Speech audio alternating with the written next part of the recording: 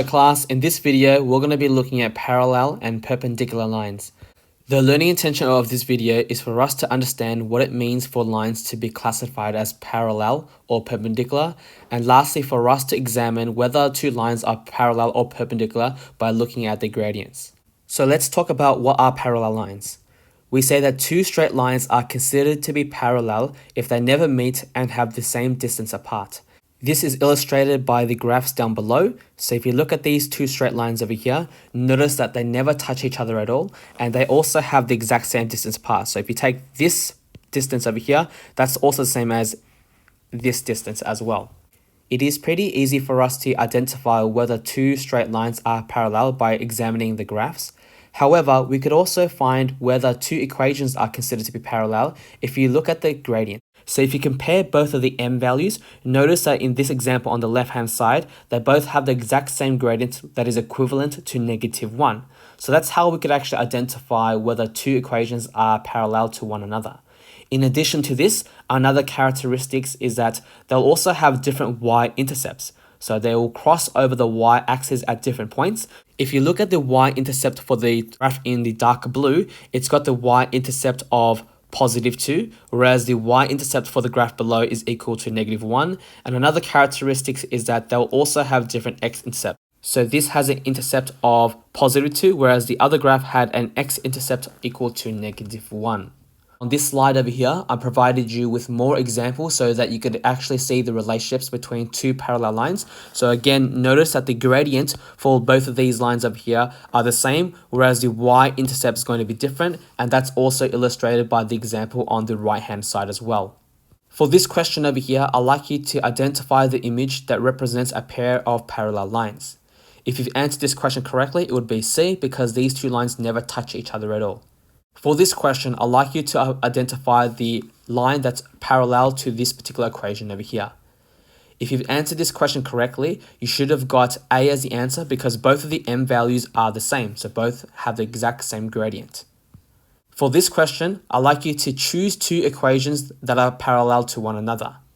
If you'd answered this question correctly, you should have circled A and D because both of them have the exact same gradient that's equivalent to a half. We're now going to be looking at what are perpendicular lines and how to identify whether two lines are perpendicular. Perpendicular lines are lines that meet at right angles to one another. As a result, perpendicular lines are different from parallel lines because they do have a point of intersection shown over here, and they intersect at right angles to one another. Much like parallel lines, you can actually identify whether two equations are perpendicular by examining the relationships between the two gradients.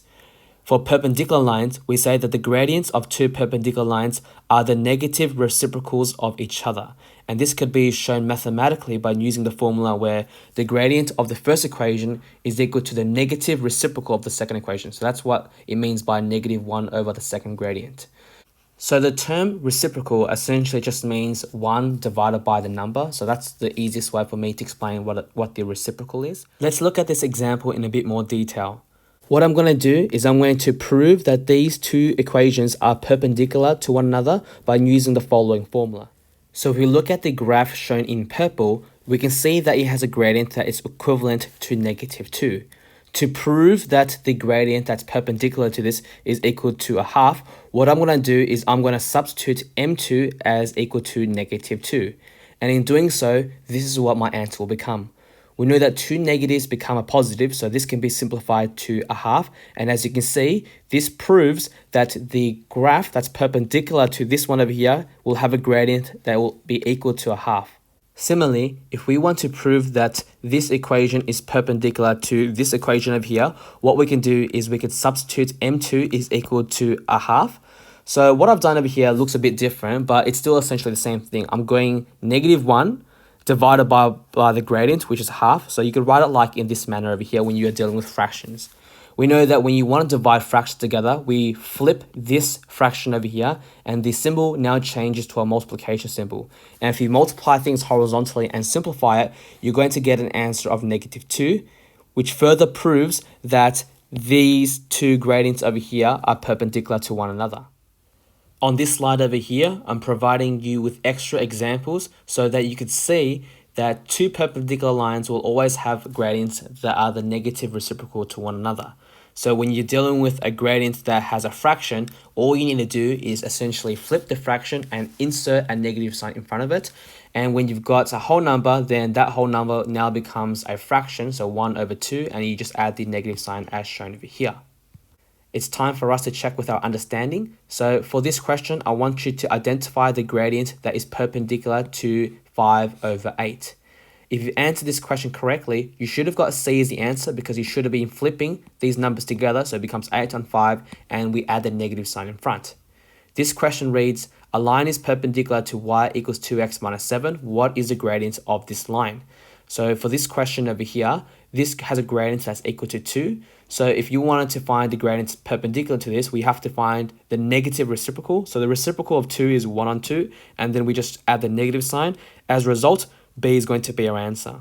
Similarly, the next question wants you to find the gradient that's perpendicular to this equation over here. Now, for this particular question over here, the gradient is equal to 7 over 8, okay? So that's my gradient.